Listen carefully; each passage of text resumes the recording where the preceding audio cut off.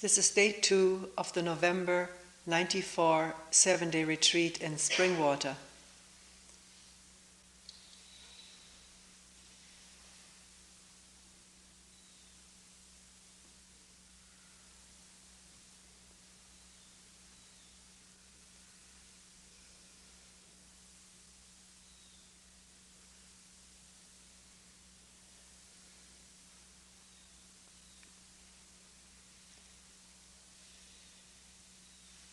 In the first group discussion that we had, I believe the first question was, what about attainment?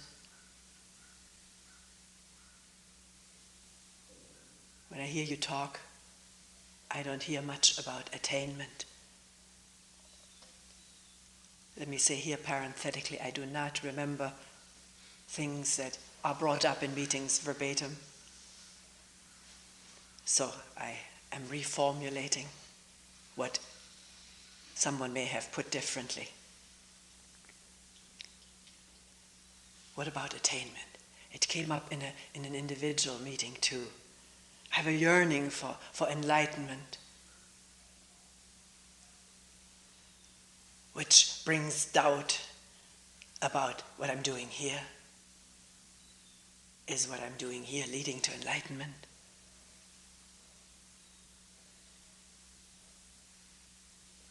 And the question, shouldn't there be effort rather than just sitting quietly without struggling, pushing? Pushing was the topic of almost the whole discussion. No pain, no gain was mentioned.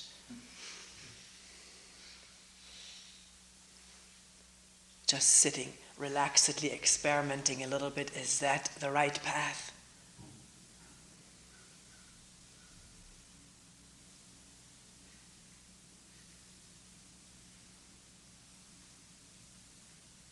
How do I know that what I'm doing here is the right way? It seems quite clear that there are many different ways. How do I know which is the right one?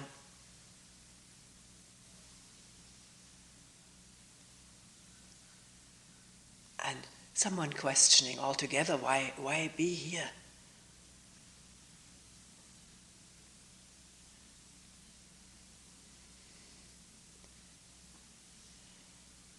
Also the question came up, hearing you talk, it sounds as though you were saying that there should be no thinking, or maybe hearing and reading New Age material seems to always reflect negatively on thinking. And isn't it necessary for us to think clearly? How will we ever cope with tyrannies if we cannot think clearly?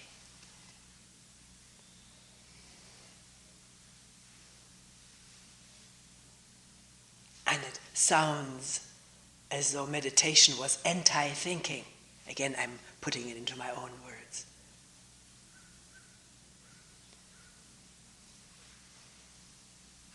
Is there anything beyond thinking? All I'm aware of is thinking.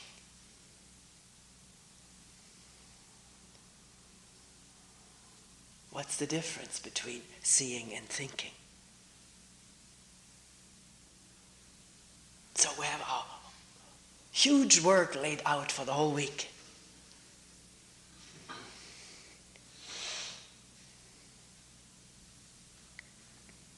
To go into these questions. And not just in a talk, someone saying something, responding, and inviting all of us to look at it. But as we go, day in and day out, from moment to moment, to observe in the light of the questions. Because that's a wonderful function of questions that have been posed and that are taken seriously, that are not just flippant questions, but they come from a serious place. They may not get an answer. Maybe it's better not to have an answer, though, that they keep working, churning, bugging, to find out and watch from moment to moment.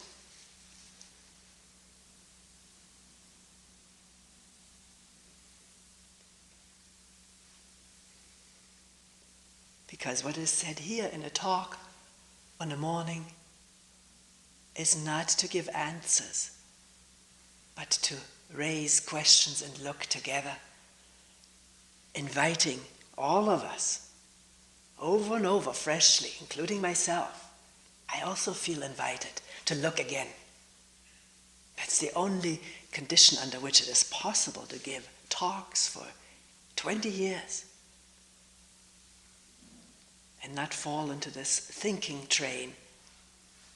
How can I ever say something fresh? I've said it all.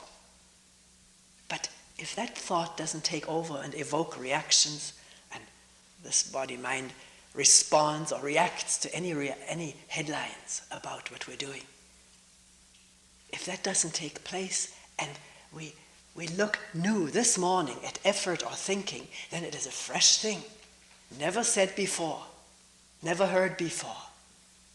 Can we approach it this way? Meeting each other, meeting our problems, our questions for the first time this morning.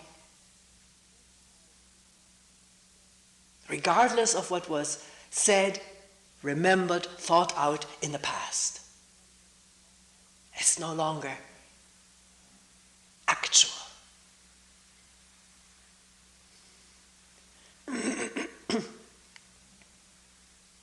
So which one to start with?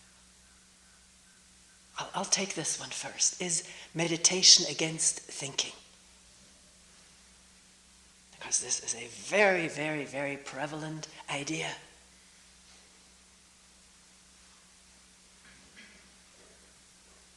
I should not think. There should be fewer and fewer thoughts, and instead one discovers there are more and more thoughts. Albeit, in the course of a retreat, most people find that thoughts are slowing down, and there may be moments, breaks, where there is no thought. And instantly a sense of the new, of freedom, of something unknown, not knowable, because the knower is quiet. Thinking is in abeyance. And then thought returning, trying to represent to itself, in words, in concepts, what has happened.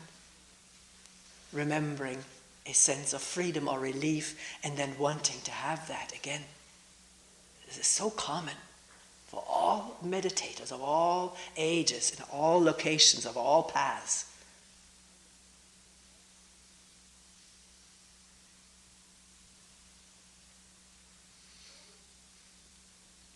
And the effort to suppress thinking, to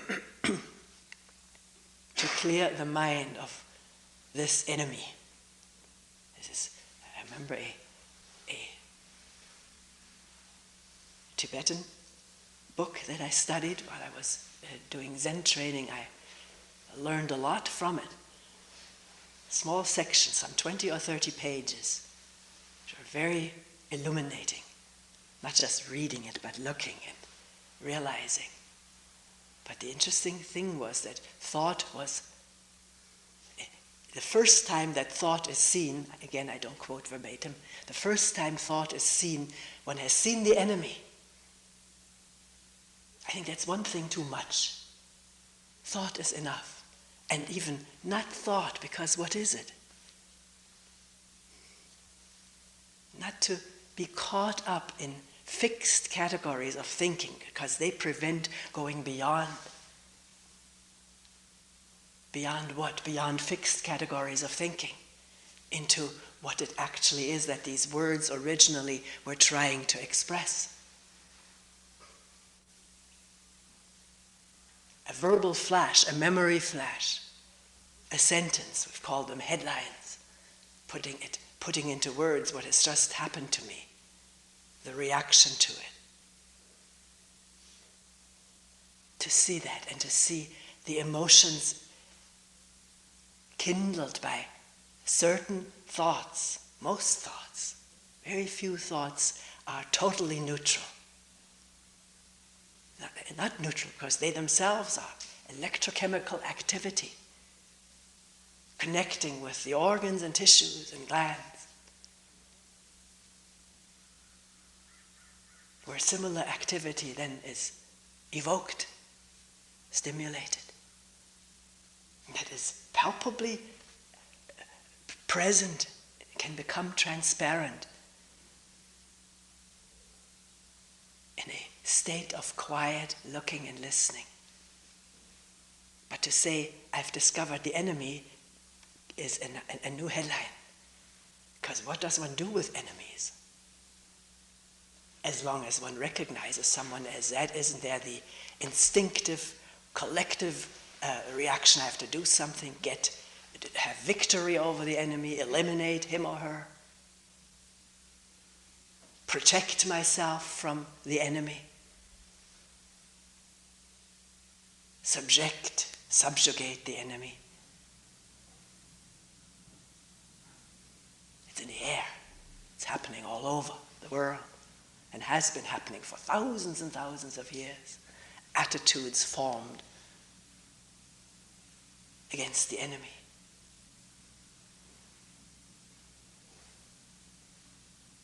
Which always implies me and the enemy, a duality, a chasm.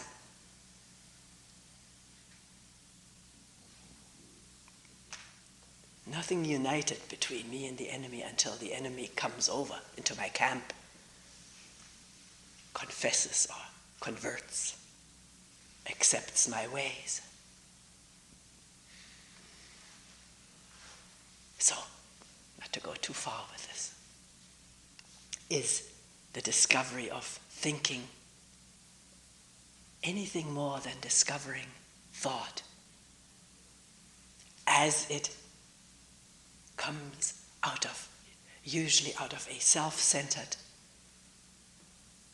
frame of mind, frame of reference. Myself in the middle, how does it benefit me? How will it harm me? What does it mean to me? How am I in relationship to that? This is how we usually think and perceive ourselves, as what we know and want and have feared and in memory, remembered. And that reacts and responds and perceives, and therefore does not perceive clearly, because it may not be the way I fear it or want it or expect it or remember it through associations. What is going on right now in you, in the world, in nature, in this building, how can it be seen clearly as long as I am the center of the universe with my needs and wants and memories and anticipations? Now, did this sound already as though I shouldn't be the center? I must do away with the center. Let's be careful in listening and talking. All that was said, that there cannot be clear perception, neutral, wholesome perception, as long as there is a self-centered point of view with all of its weights and charges. It's impossible. One can see that for oneself. This needs not to be accepted from anyone or any book or dogma. To find out for oneself that at a moment when there is not this self-centered point of view, things are very clear. This is like this and like that. Not maybe the way I want it, but that doesn't come into question. Or does it? One's own point of view is just part of the whole spectrum of things that are going on right now. It may not be totally absent. That is, again, a utopian state, which may happen a few times on its own. But generally, the way we live, we work, we have family, we're there with our needs and wants and fears. But is that the center of attention or reaction, or is it just part of the whole? One part of the whole picture, of the whole situation. And if it's just one part, not totally absent, not totally outweighing everything else, then the thinking begins to proceed more clearly. it becomes much more clear what is self-centeredness in the people around one. It's also seen in oneself. And when someone doesn't come out of that, when there is a relative freedom from it, and therefore a wholesome view and wholesome thinking,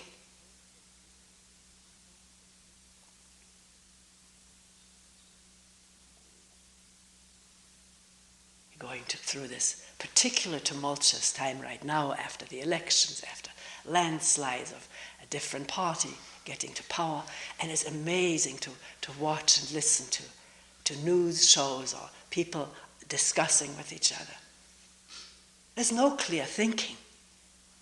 It's just my view versus yours, and emotions that are there for all kinds of motives, all kinds of stimulations. And people can, educated people with degrees can, one person says A and the other one says no, it's not so, it's B. Both of them educated.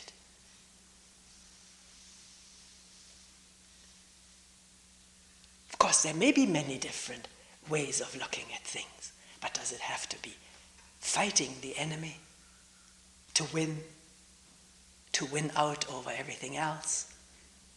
Or can we just open up to see the possible differences of opinion, and that all opinion is completely, totally limited,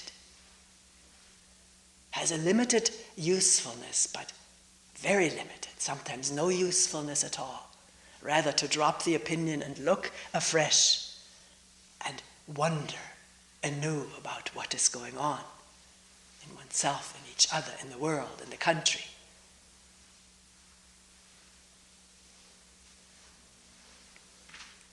School, I don't want to be so general, but I can't be specific, because the specifics are a little bit different for each one of us. Please let each one of us supply the specifics ourselves.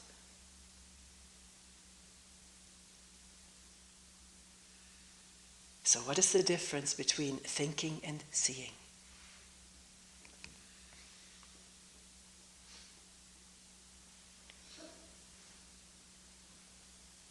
And by seeing, we said in the first talk, we don't just mean with the eyes optically or with the ears acoustically, with all the specific nerves that are involved for each organ. Seeing means a wholesome perception, the senses being open, not in division with each other.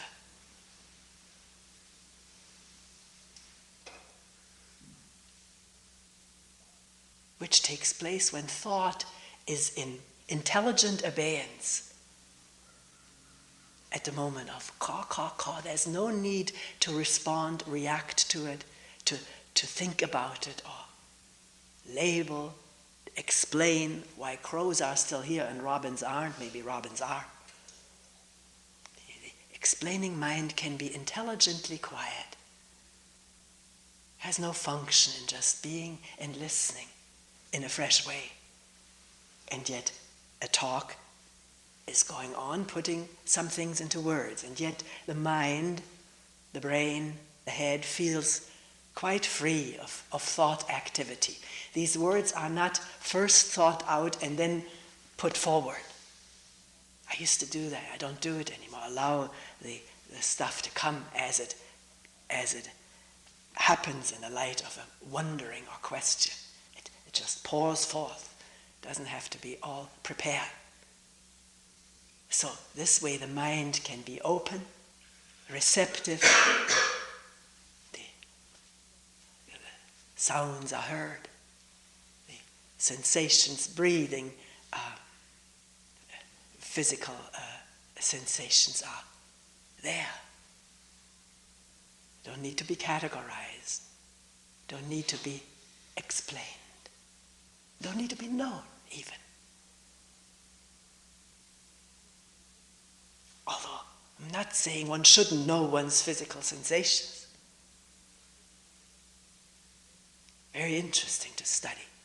Physiology, anatomy, medicine. You need to know a lot for that. And yet maybe a good doctor looks also at times without knowledge, just listens freshly to the patient, open. I don't want to be going into something that I have no understanding about. Maybe the knowledge needs to be there in the listening. Right away.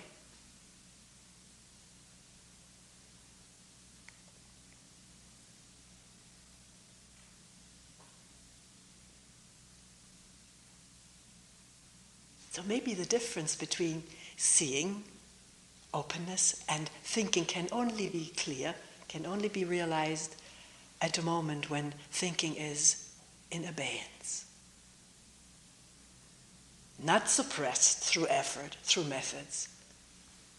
That's why before I said intelligently in abeyance. Realization has no need for it right now. And yet, right there, when it is needed to think something through intelligently, clearly, something is seen and needs to be put into writing, into a newspaper, into a communication.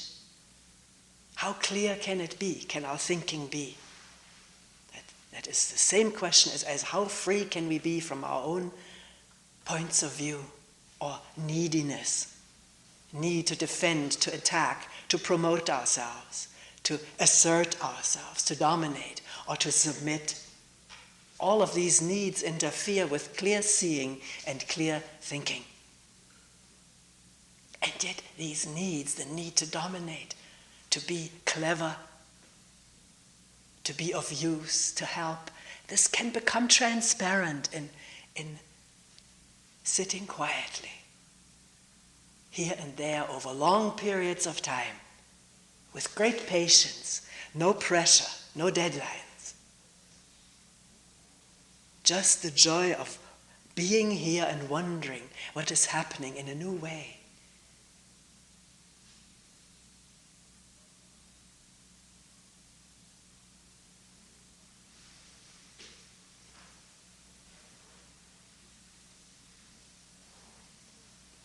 So maybe the question about attainment and effort comes in here.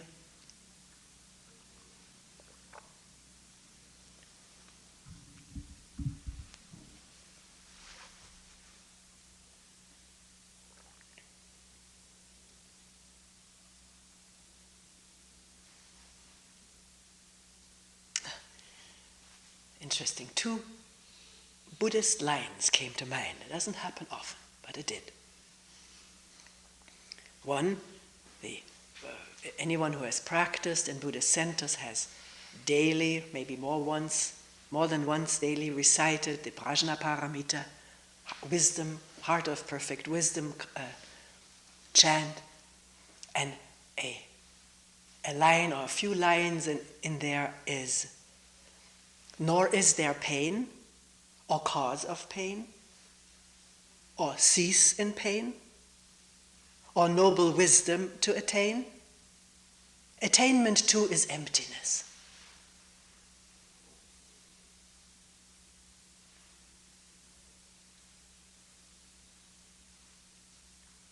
And even though we don't have a tape recording, Buddha is supposed to have said, I attained nothing from complete, perfect enlightenment. And that's why it's called complete, perfect enlightenment. Because I attained nothing. And right now, thinking a bit, remembering that a lot of people who ask me why there is no talk about attainment,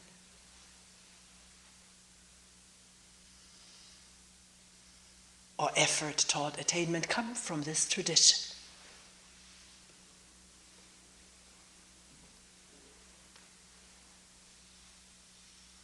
That's just an aside.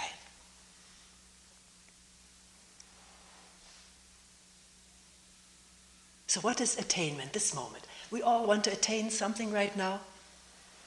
Do we? Are we? Want to attain something? Peace of mind. Some quietness, some little modest cessation of thoughts, better feeling physically, not this headache. Several people have mentioned headaches. And of course the idea of enlightenment. I already say idea. Let's leave that word away for the moment. Wanting to attain enlightenment, which often is imagined to be the cessation of all of our problems. It's all finished now. Now I live in light and understanding and compassion. We want to attain compassion, love. Love is yearned for by many of us. To be loved, usually. And as this is being listed right now by one person who happens to be the one who speaks, who talks, what is all of that? Enlightenment, peace of mind, no thoughts, more compassion, being loved. Right now, this minute, and sitting here and talking about it, listening to a talk, is it anything more than idea? Concept? I want freedom from authority. We talked about it yesterday. Is that a concept? Because if it's there, if it's here right now, then there's no wanting. In freedom, there is no wanting.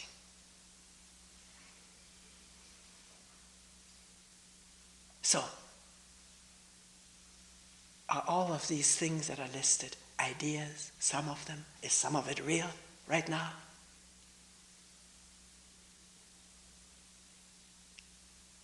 If it's real right now, it needs not to become an idea.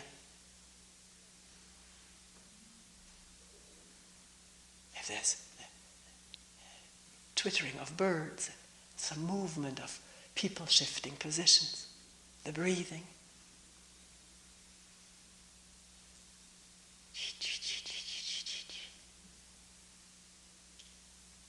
That's not a concept, is it? It's just and that. Sensations in the body where one is sitting, where the knees are bent, where the hands are on the lap. It's neither past nor future. It's happening right now. Before I know it, it's there. And the awareness is there. Being here. Right now, present.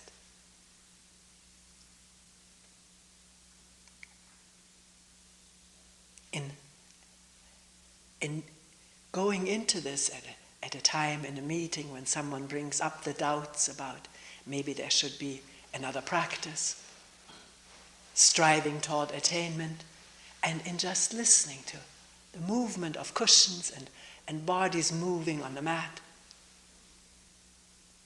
the breathing, a faint sound of wind and the birds.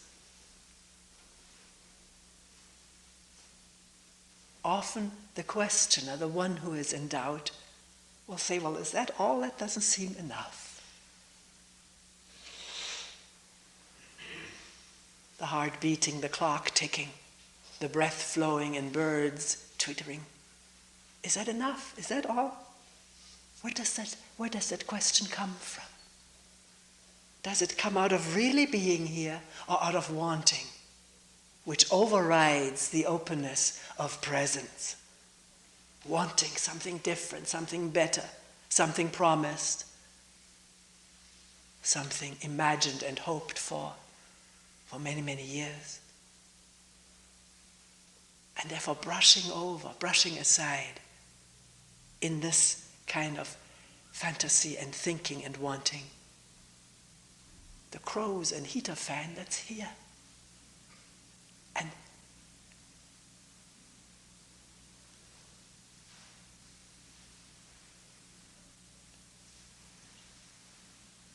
maybe it should be clarified that clocks ticking, bodies moving, heater fans swishing around, of course it's never enough. The objects are never enough, they're infinite, they change. But the listening is totally, completely sufficient unto itself, no matter what appears in it, whether it's sounds or crows cawing or doubtful thoughts arising. The attention, the awareness is always the same.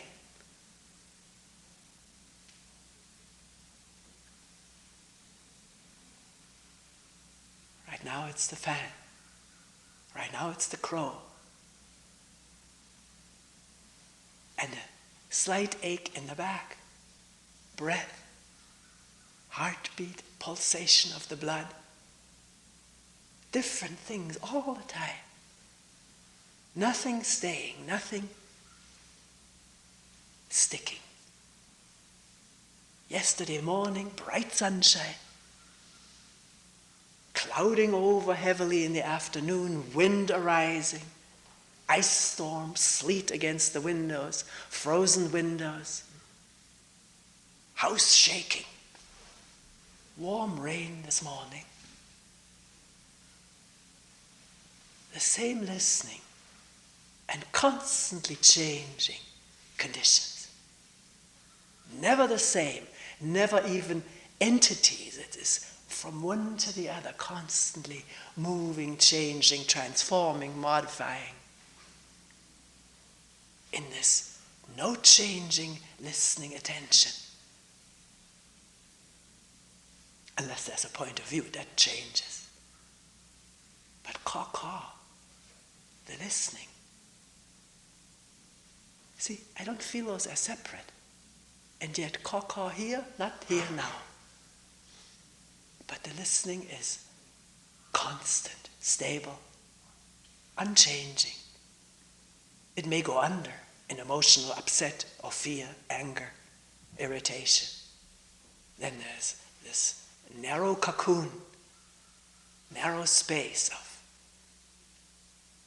body activities and mental accompaniment, or mental activities and physical accompaniment that provides or seems as a very narrow space. And where's the listening?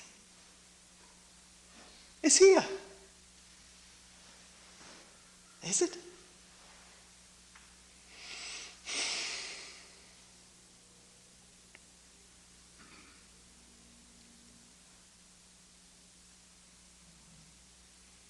Sometimes when I pause and thinking, I realize I'm working very hard. Is that the effort we're talking about? The wanting to make something clear, to put it succinctly, and the whole body participating in that. Maybe too much. Maybe I could talk less intensely. But and I don't feel it as effort so much as energy. Here, to put something that is looked at right now into words that come, and the emphasis put on it. It's not a choice, it happens. So, and then coming back to the question, shouldn't there be effort in all this work? No pain, no gain. And usually the people who ask this are people who have been or still are involved in training centers in which effort is stressed, concentration effort, to sit as long as you can, concentrating on something.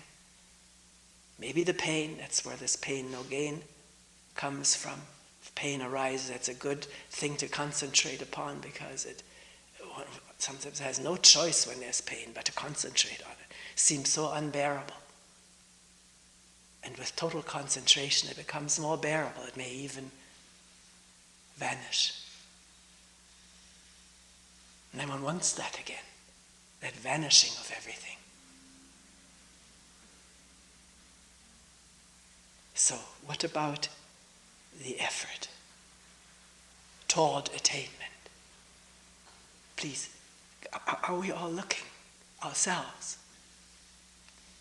Not just waiting for me to work it all up and out.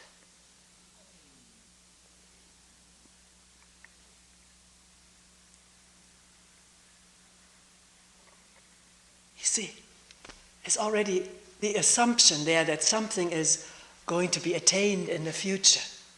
But this is here, right now. Listen to the rain, not as something known, but it is an open listening right now.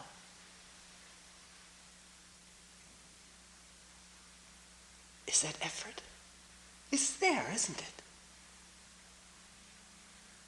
Is it? Maybe in and out, thoughts, am I doing it right, or I can't, or it's the rain, and will the roof be tight? These thoughts can come in and out. They're also happening now.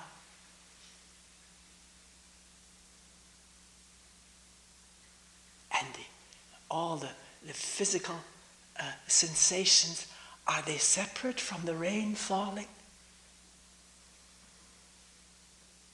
Experientially. The coolness, the shadedness, the darkness. The rhythm of drops falling.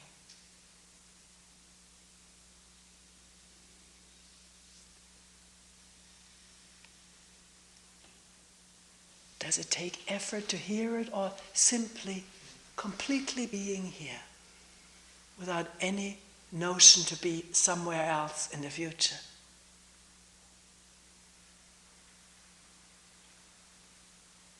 And when that notion arises, can it be seen for a notion that arises habitually? The better future. The future solution of my problems. Where are my problems right now? In this open listening and being here.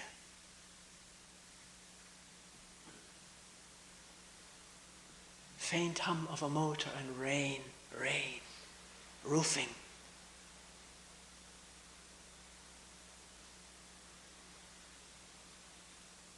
And breathing. Quiet.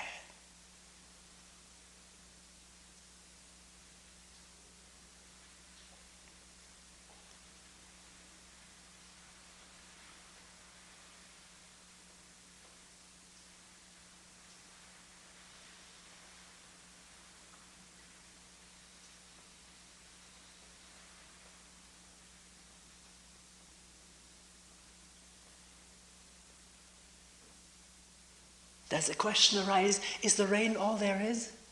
The answer to that question is no, it's not all there is. There's snow and ice and sun and sadness and anger and green grass blades and brown weeds, deer and hunters, life and death. Where am I?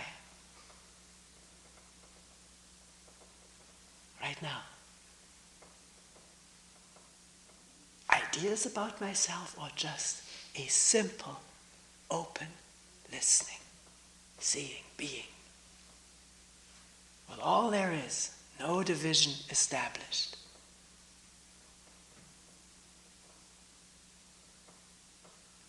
Established to think through thinking I'm inside and all that stuff is outside. That's thought arising here, right now, in human beings like you and me.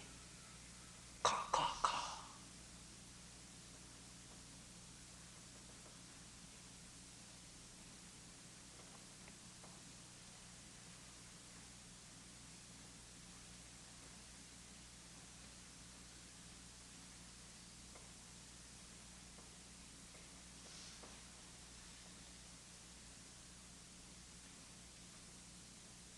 Right now, is there a sensation of pain, someplace in the body, in the mind? Then let that be there with the rain. With everything that's there, that's also there, momentarily. What is it? Not to brace against it, want to be rid of it, wanting to use it to gain something. It's too complicated. It's there. What is it? The breath is there. Paining is there, breathing is there, heartbeat is there, rain is there. Sounds and sights and touch is all there. Is it allowed to be there fully this instant, without clinging to it or make it's into something else.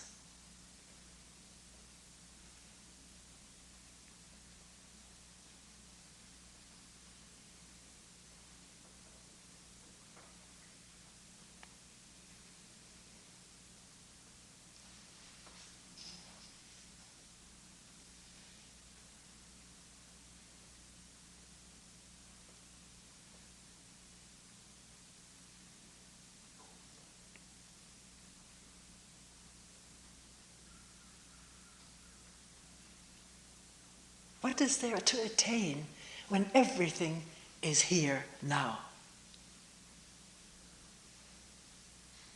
Without staying, without sticking.